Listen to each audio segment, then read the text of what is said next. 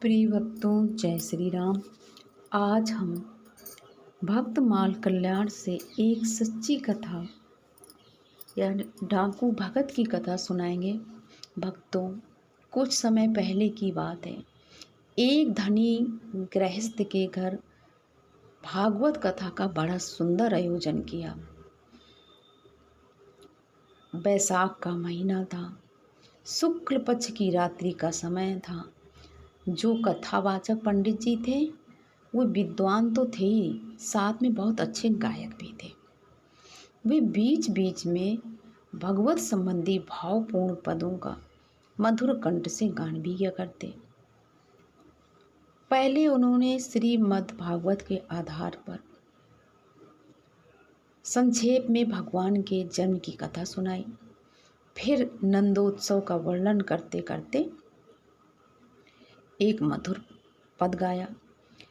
अब कथा का प्रसंग आगे चला।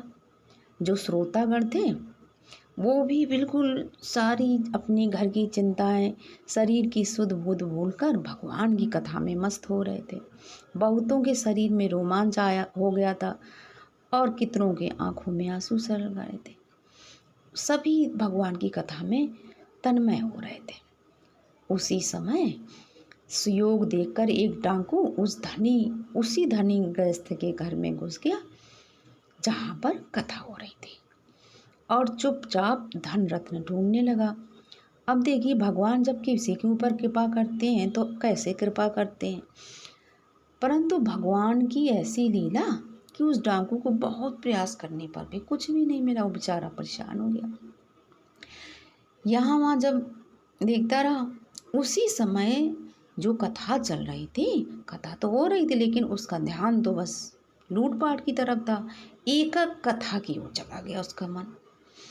अब कथावाचक पंडित जी महाराज ऊंचे स्वर से कह रहे थे, प्रातः काल हुआ, पूर्व दिशा उषा की मनोरम ज्योति और भगवान सूर्य की लालिमा से रंग गई। उस समय ब्रज की झांकी अलौकिक हो रही थी। गौवें और बछड़े सिर उठा उठाकर नंद बाबा के महल की ओर आनंद की दृष्टि से देख रहे थे कि कब हमारे प्यारे श्री कृष्ण हमें आनंदित करने के लिए आ रहे होंगे। उसी समय भगवान श्री कृष्ण के प्यारे सखा श्रीदामा, सुदामा, वसुदामा आदि ग्वाल वालों ने आकर भगवान श्री कृष्ण और बलराम को बड़े प्रेम से पुकारा, हमारे प्यारे कन्हैया आओ ना, अब तो तुम अभी तक सो ही रहे हो। देखो, गौवें तुम्हें देखे बिना रंभा रही हैं। हम कब से खड़े भैया, चलो वन में चलें गौवें चराने के लिए। दाऊ दादा, तुम इतनी देर क्या कर रहे हो। इस प्रकार ग्वाल वालों की पुकार और जल्दी देखकर नंद रानी ने अपने प्यारे पुत्रों को बड़े ही मधुर स्वर से पुकार पुकार कर जगाने लगी यशोदा मैया। इस तरह का कथा में प्रसंग चल रहा था। फिर मैया ने बड़े स्नेह से प्यार से अपने कन्हैया और बलदाऊ को माखन मिश्री कब खिलाई और उन्हें पकवानों का कलेऊ देकर बड़े चाव से खूब सजाया। अब यहाँ पर पंडित जी वर्णन कर रहे हैं कि लाखों करोड़ों रुपए के गहने, हीरे जवाहर और मोतियों से बड़े जड़े स्वर्ण अलंकार अपने बच्चों को पहनाए। उनके प्रकाश के सामने तो प्रातः काल का उजाला भी फीका पड़ गया। इस प्रकार भली भांति सजा सजा कर नंदरानी ने अपने लाडले पुत्रों को सिर सूंघे और बड़े प्रेम से गौ चराने के लिए भेज दिया। इतनी बात बस डाकू ने सुनी और उसने कुछ नहीं सुना। अब ये सोचने लगा, अरे ये तो बड़ा अनुपम संयोग है। मैं छोटी मोटी चीज़ों के लिए हाथ पैर मारता रहता हूँ, दिन भर यहाँ वहाँ भटकता रहता हूँ, और ये तो छोटे छोटे बच्चे होंगे और इनके पास है अपार संपत्ति करोड़ों की। मैं क्या इन दोनों बालकों को दो दो थप्पड़ मारूंगा इनकी गालों में और सारे गहने निकाल कर ये बच्चे मुझे दे देंगे और मैं अमीर बन जाऊंगा। अब मुझे कभी चोरी करने की ज़रूरत नहीं पड़ेगी। इस तरह सोचकर वह डाकू धनी गृहस्थी के घर से बाहर निकल आया। बहुत रात बीतने पर कथा समाप्त हुई। भगवान के नाम और जयकार के नारों से आसमान गूंज उठा। अब भक्त गृहस्थ बड़ी प्रेम से सभी श्रोताओं से कहने लगे कि आप भोजन ग्रहण करें, प्रसाद ग्रहण करने लगे। परंतु डाकू का जो मन था वो इन सब बातों की तरफ कहीं नहीं था। बस उसको तो ये लगी थी कि कब पंडित जी कथावाचक जो अभी वर्णन कर रहे थे, कथा सुना रहे थे, वे अपने निकले और उनका डेरा जो था, उनको रुकने के लिए स्थान दिया गया था, वो उन धनी गृहस्थ के थोड़ा दूर में था। तो सोचे डाकू कि अब ये निकले, मैं इनके पीछे उड़ूँ और इनसे पता ठिकाना पूछ लूँ कि वो बच्चे कहाँ मिलते हैं। अब जब पंडित जी निकले तो वो तो डाकू ताके बैठा था। डाकू पंडित जी का पीछा करने लगा। जब खुले मैदान में पहुंचा, कोई अगल बगल नहीं था, तब डाकू ने आवाज़ लगाई, अरे ओ पंडित जी रुक जाओ थोड़ा। अब पंडित जी के पास दक्षिणा की थोड़ी रुपए पैसे थे। अब पंडित जी डर गए। उन्होंने पीछे मुड़कर देखा कि एक बहुत ही विशाल रूप का आदमी पीछे पीछे चला आ रहा है। पंडित जी और तेजी से भागने लगे। अब डाकू ने आवाज़ लगाई, अरे पंडित जी खड़े हो जाओ, इस तरह से तो तुम बच नहीं सकोगे। अब पंडित जी ने भी सोचा कि मेरा तो कोई छुटकारा है नहीं, लाचार होकर ठहर गए। डाकू ने उनके पास पहुंचकर कहा, देखिए पंडित जी, आप जिन कृष्ण और बलराम की बातें कह रहे थे, उनके लाके करोड़ों रुपए के गहनों का वर्णन कर रहे थे, उनका घर कहाँ है? वो दोनों गौवें चराने के लिए कहाँ जाते हैं? आप सारी बातें ठीक ठीक बता दीजिए। यदि जरा भी टाल मटोल की तो बस देखिए मेरे हाथ में कितना मोटा डंडा है, ये तुरंत आपके सिर के टुकड़े टुकड़े कर देगा। पंडित जी ने देखा कि सामने वाले का शरीर तो बड़ा लंबा चौड़ा दैत्य जैसा है, मजबूत हाथों में मोटी लाठी है, आंखों से कूड़ता टपक रही है। पंडित जी ने सोचा, हो न हो ये डाकू है। फिर साहस बटुकर कहा, तुम्हारा उनसे क्या काम है? डाकू ने तनिक जोर देकर कहा, जरूरत है। पंडित जी बोले, जरूरत बताने में कुछ अड़चन है क्या? डाकू ने कहा, पंडित जी मैं डाकू हूँ, मैं उनके गहने लूटना चाहता हूँ। गहने मेरे हाथ लगे तो आपको मैं कुछ न कुछ जरूर दे दूंगा। देखिए टाल मटोल मत कीजिए और मुझे उन बच्चों का पता बता दीजिए कि कहाँ आते हैं गौएं चराने, मैं उनके सारे जेवर छीन लूँ। पंडित जी ने समझ लिया कि ये तो वज्रमुख है, क्योंकि ये तो अभी कुछ परसों पहले की कथा है, सच्ची घटना। अब उन्होंने, और वृंदावन कृष्ण भगवान तो कब जन्म लिए थे। अब उन्होंने कुछ हिम्मत करके पंडित जी ने कहा, इसमें डर किस बात का है, मैं तुम्हें सब बतला दूंगा, लेकिन क्या करूं, यहाँ मेरे पास पुस्तक नहीं, मेरे डेरे पर चलो, पुस्तक देकर सब ठीक ठीक बतला दूंगा। डाकू उनके डेरे पर पहुंच गया। डेरे पर पहुंचकर पंडित जी ने किसी से कुछ नहीं कहा और पुस्तक बाहर निकाली और वे डाकू को भगवान श्री कृष्ण और बलराम की रूप माधुरी सुनाने लगे। उन्होंने कहा, श्री कृष्ण और बलराम दोनों के ही चरण कमलों में सोने की सुंदर नुपुर है, जो अपनी रुंझुन ध्वनि से सबके प्रति मन मोह लेते हैं। श्याम वर्ण के श्री कृष्ण पीत वर्ण का वस्त्र और गौर वर्ण के बलराम नीले रंग का वस्त्र धारण कर रखा है। दोनों की कमर में बहुमूल्य मोतियों से जड़ी सोने की करधनी शोभायमान है। गले में हीरे जवाहरात के स्वर्णहार है। हृदय पर कौस्तुभ मणि झलमला रही है। ऐसी मणि तो जगत में कहीं और है ही नहीं, किसी के पास नहीं है। कलाई में रत्न जड़ित सोने के कंगन, कानों में मणि के कुंडल है, सिर पर मनोहर मोहन चूड़ा है, घुंघराले काले काले बाल है, ललाट पर कस्तूरी का तिलक है, होठों पर मंद मंद मुस्कान है और उनकी आंखों से तो मानो आनंद प्रेम की वर्षा हो रही है। श्री कृष्ण अपने कर कमलों में सोने की बंसी लिए उसे अपने अधरों से लगाए रहते हैं। उनकी अंग कांति के सामने करोड़ों सूर्यों की कोई गिनती नहीं है। रंग बिरंगे सुगंधित पुष्पों की माला, तोते की सी नुकीली नासिका, कुंद बीज के समान श्वेत दांतों की बात, बड़ा लुभावना रूप है। अजी जब वो त्रिभंग ललित भाव से खड़े होते हैं तो देखते ही नेत्र तृप्त नहीं होते। कभी कभी लगता है बस इनको देखते रहो। बांके बिहारी श्री कृष्ण जब अपनी बांसुरी में राधे राधे राधे की मधुर तान छेड़ते हैं तब बड़े बड़े ज्ञानी भी अपनी समाधि से पिंड छुड़ाकर उससे सुनने के लिए दौड़ आते हैं। यमुना के तट पर वृंदावन में कदम वृक्ष के नीचे प्राह उनके दर्शन मिलते हैं। बनमाली श्री कृष्ण और हलधारी बलराम। इस तरह से पंडित जी ने वर्णन कर दिया। डाकू ने पूछा, पंडित जी सब गहने मिलाकर कितने रुपए के होते होंगे? पंडित जी ने कहा, ओ इसकी कोई गिनती नहीं है, करोड़ों अरबों से भी ज़्यादा। डाकू, तब क्या जितने गहनों के आपने नाम लिए उनसे भी अधिक है? पंडित जी बोले, अरे भैया संसार की सारी संपत्ति एक तरफ और जो उनके पास कौस्तुभ मुड़ी है वो एक तरफ, फिर भी कोई तुलना नहीं है इसकी। अच्छा भैया, पंडित जी वह कैसी है?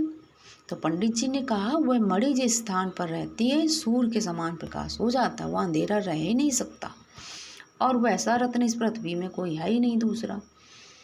डाकू बोला, तब तो उसके दाम बहुत ज़्यादा होंगे। पंडित जी बोले, आगा। तो डाकू बोला, मुझे एक बार और समझा दीजिए कि मुझे किस ओर जाना है। पंडित जी ने सारी बातें उन्हें दोबारा समझा दी।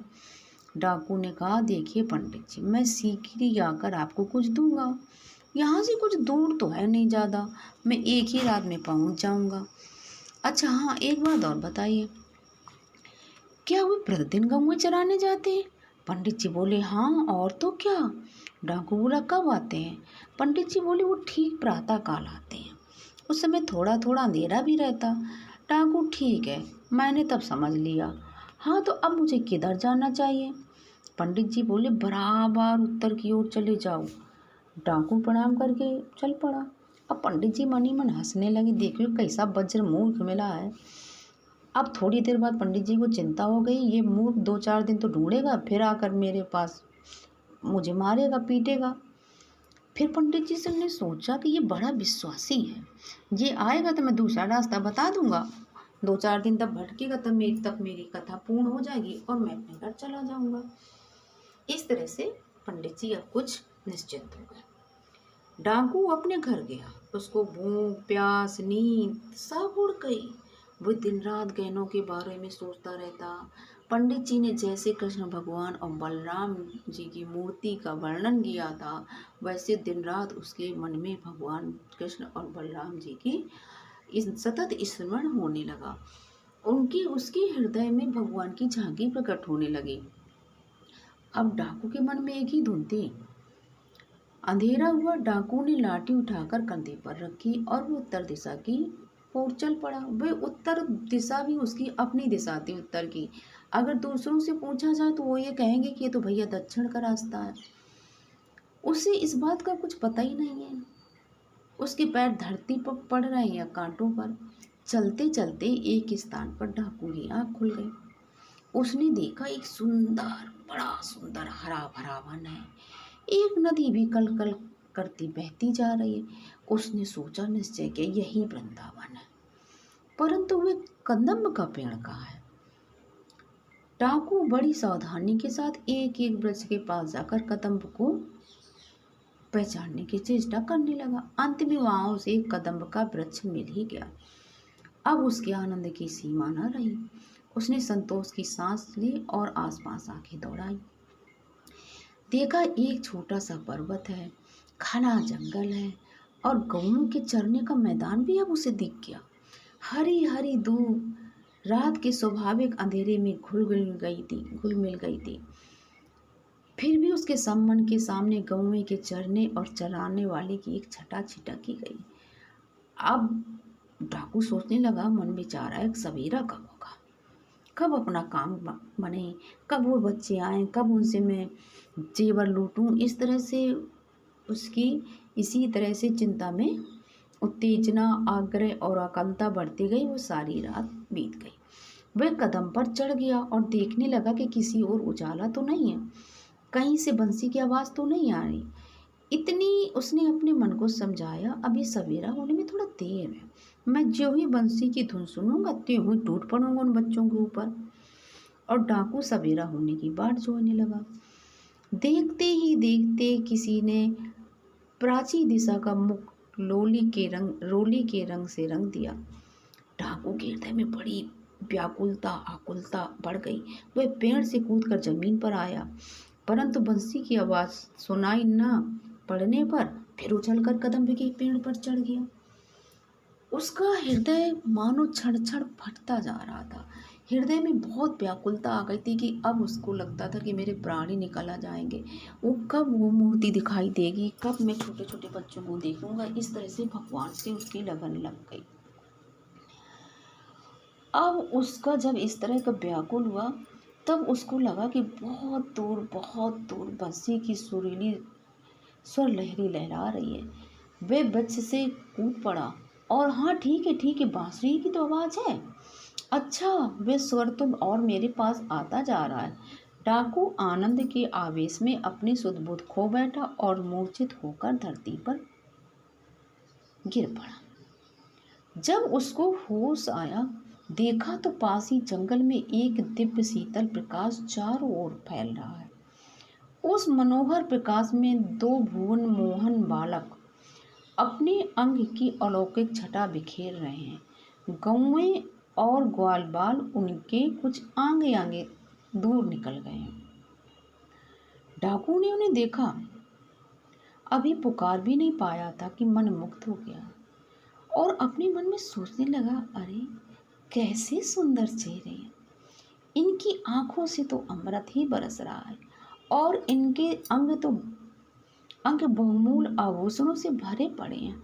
हाय हाय, इतने नन्हे नन्हे छोटे सुकुमार शिशुओं को इनके माँ बाप ने जंगल में गौएं चराने के लिए भेज दिया।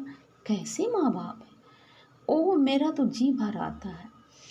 डाकू सोचता है, मैं चाहता हूँ कि बस मैं इनको देखता रहूँ।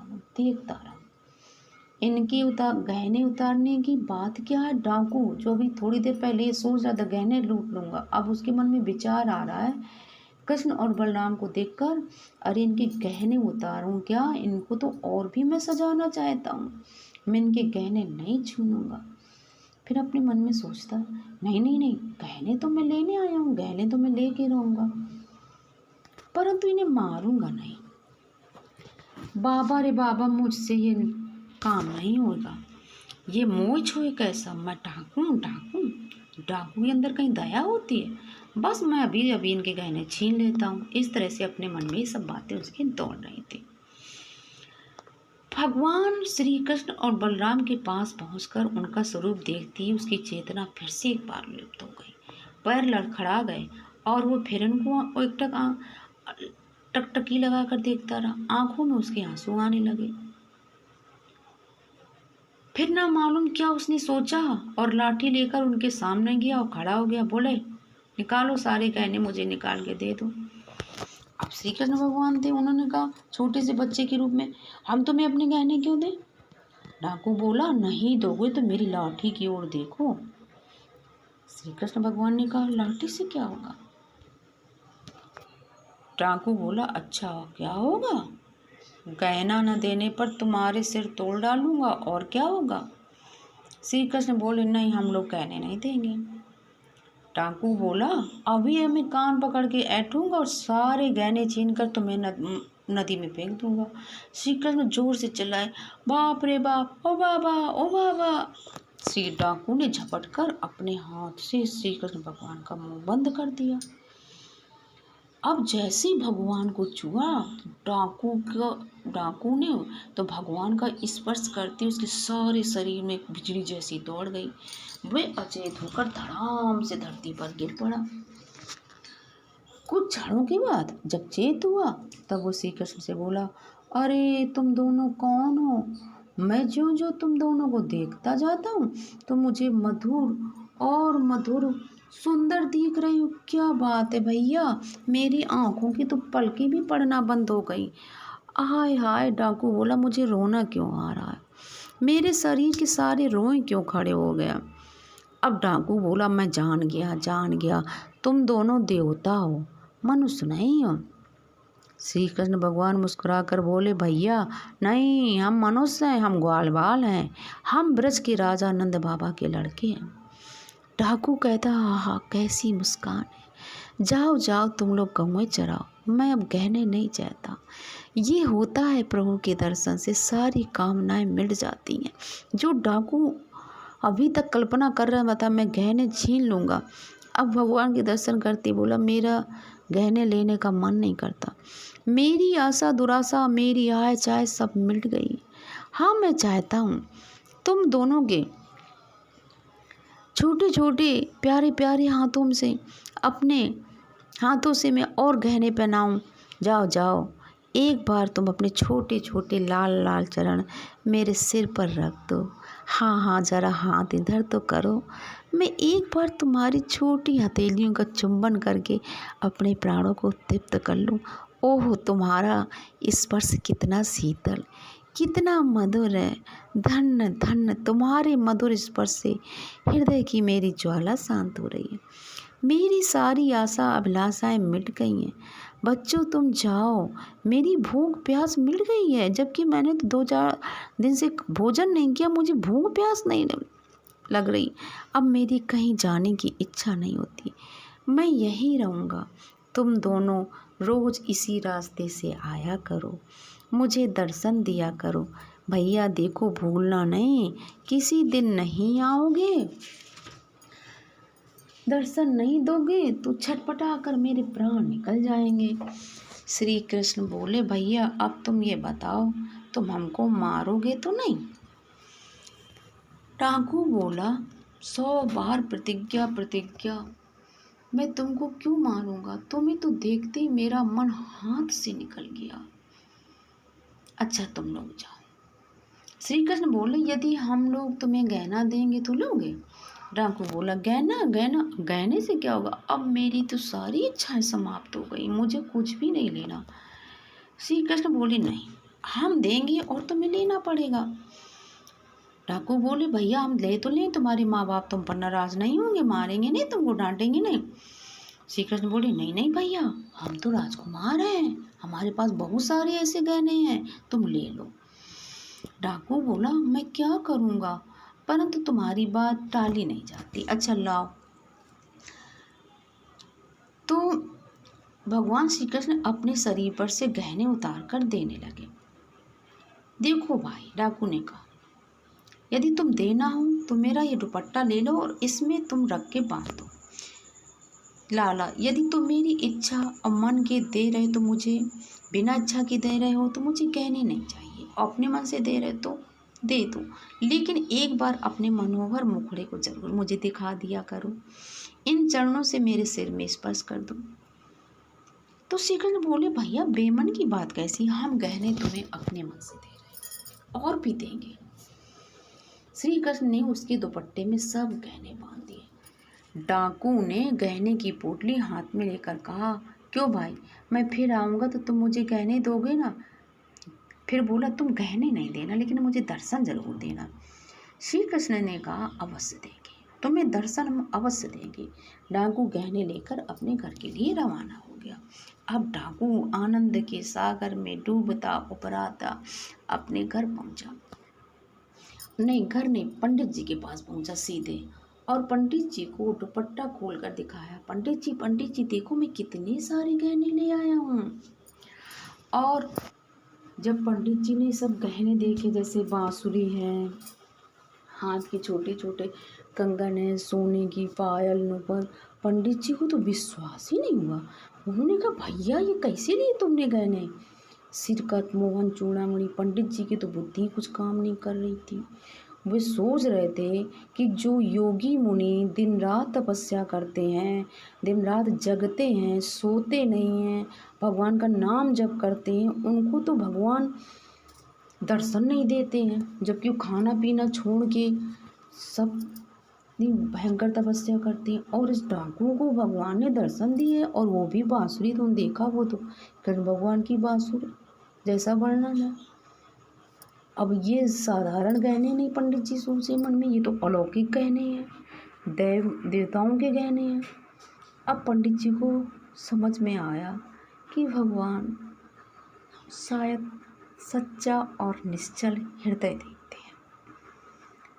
वो किसी कोई भी मनुष्य पर भगवान को अपने तप बल से नहीं पा सकता, जितना कि उनकी कृपा से उनको प्राप्त किया जा सकता है। अब वो समझ चुके थे कि पंडित जी की डाकू पर भगवान की अपार कृपा हुई है।